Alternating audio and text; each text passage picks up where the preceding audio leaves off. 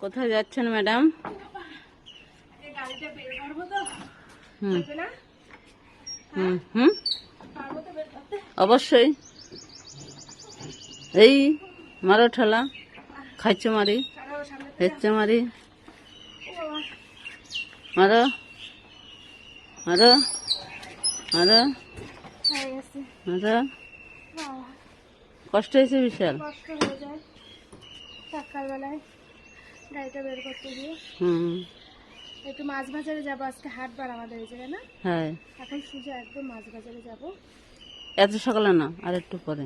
আর একটু পরে? হ্যাঁ। তাহলে একটু ঘুরে আসবো সকালবেলায়। সকালবেলায় ঘুরতে গেলে একটু ভালোও লাগে। মন নেই।